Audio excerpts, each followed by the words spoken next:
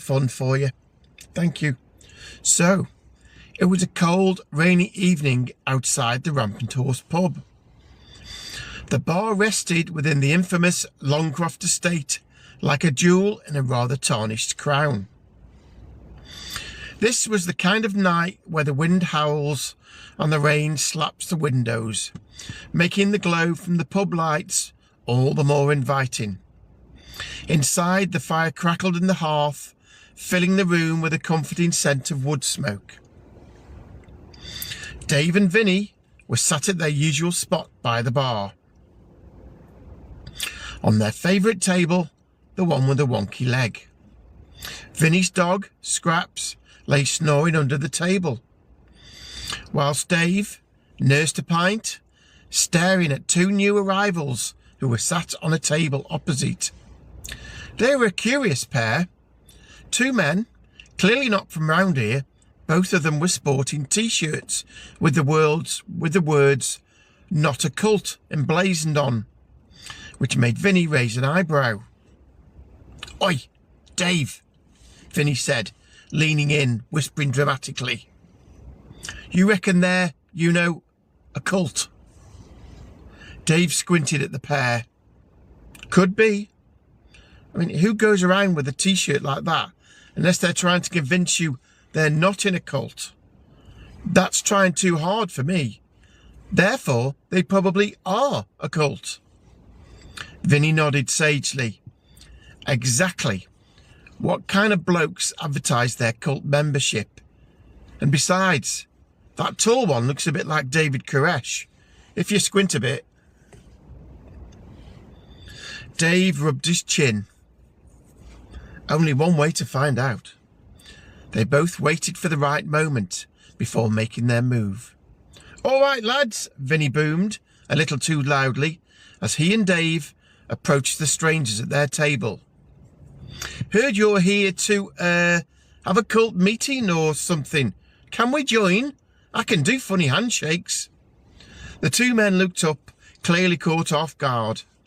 The taller of the two, a bloke with a well-trimmed beard, shifted uncomfortably.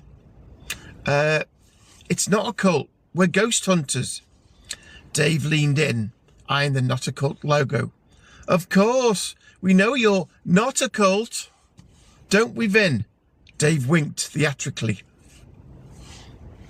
"Ghost hunters, eh?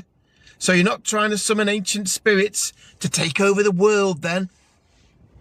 "Definitely not," the other man said quickly, almost too quickly. He wore glasses and had a cute, fresh-faced look about him.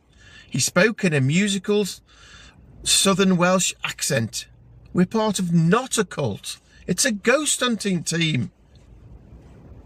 "Ghost hunters," Vinny laughed, raising his pint. "You sure you ain't hunting down your lost souls after a few too many? The only thing you'll lose with Ken's beer is your memory." The shorter of the two men, a bloke with a noticeable South Wales accent, smiled awkwardly. "Look, mate, I'm Geordie. This is Dan. We are ghost hunters. And we're definitely not a cult, I assure you. We've got all the equipment here, Luke. EMF readers, SLS cameras, spirit boxes." "Spirit boxes?" Dave interrupted, his eyes widening. "Like talking boxes? Does it give you numbers like the National Lottery? Because I could really use a few of those lucky digits." Vinny slapped Geordie on the back. "Don't listen to him, mate. He's only winding you up." The two ghost hunters exchanged uncertain glances before they could say anything more. Ken, the grumpy old barman, lurched over to their table, his arm crossed and a scowl plastered on his face. "Oi, you lot, keep it down. This ain't the place for your cult nonsense. And I swear, if any of you bring in a Ouija board, you'll be out quicker than you can say manifesting malignant entities." Dan sighed. "It's not a cult." "Don't swear at me or you're barred," said Ken, before sulking back over to the bar. "2 pints, was it?" he shouted over. "Yes, please, you beaver," said Dan. "And God bless America." Dave looked at Vinny. Vinny looked at Dave. What's America got to do with anything? Asked Dave, perplexed. Before he could say any more, Ken returned with 2 pints. Geordie took a big swig and smacked his lips. Lesh. Ken grunted. That'll be a tenner. And I'm telling you now, if you get any ectoplasm on my carpet, you will be paying for the dry cleaning. Dave turned to the ghost hunters. So, what exactly are you looking for tonight then? Spooks? Apparitions? Skinwalkers? Dan cleared his throat. Well, we've been researching the pub's history. Some people say it's haunted. It's one of the oldest buildings on the estate, after all. Vinny cocked his head. Haunted, eh? We've got ghosts, then. More likely the ghost of Christmas present with old Ebenezer over there at the bar. Well, it's funny you should say that, said Geordie. My love. Did you know there's been a Ken here as a barman for over 100 years? Dave gave a puzzled look. Are you suggesting that Ken is... Geordie smiled and shrugged. Just stating a fact. At that moment, Lecherous Lee sidled over, eyeing the ghost hunters with interest. You're ghost hunters, are you? What kind of ghosts are here?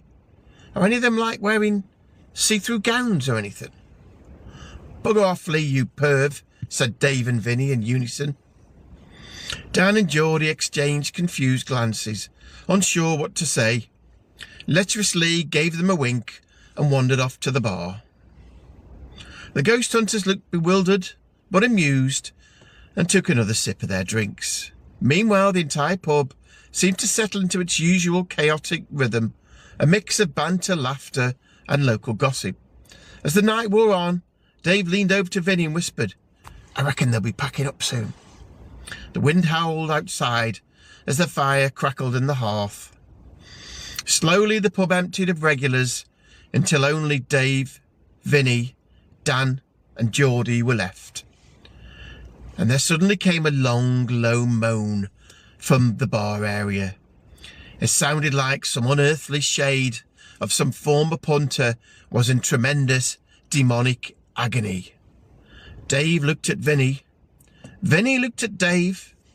Dan looked at Geordie. Geordie looked at Dan. What was that? They all said in unison.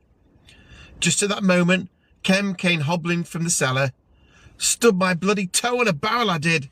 Everyone cracked up laughing. And that is the first instalment.